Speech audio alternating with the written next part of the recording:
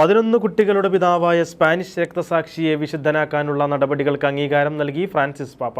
Antonio tort റിക്സാച്ചിൻ്റെ വിശ്വാസവും രക്തസാക്ഷിത്വവും അദ്ദേഹത്തിൻ്റെ പേരിലുള്ള അത്ഭുതങ്ങളും അംഗീകരിച്ച പാപ്പ അടുത്ത നടപടികൾക്ക് അംഗീകാരം നൽകുകയായിരുന്നു.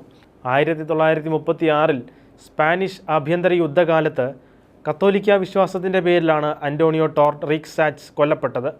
1936 ഓഗസ്റ്റ് 14 സൈന്യം അദ്ദേഹത്തെ പിടികൂടി പിറ്റേന്ന് പുലർച്ചെ വെടിവെച്ച് കൊലപ്പെടുത്തുകയായിരുന്നു. 1985 ബാഴ്സലോണയ്ക്കടുത്താണ് അന്റോണിയോ ജനിച്ചത്. 11 കുട്ടികളുടെ പിതാവായിരുന്നു അദ്ദേഹം. കുർബാനയോടും കന്യാമറിയത്തോടും എപ്പോഴും അർപ്പണബോധമുള്ളവനായിരുന്ന അന്റോണിയോ തൻ്റെ വീട്ടിൽ വിശ്വാസികൾക്ക് ആതിഥ്യമരുളിയതിനാണ് കൊല്ലപ്പെട്ടത്.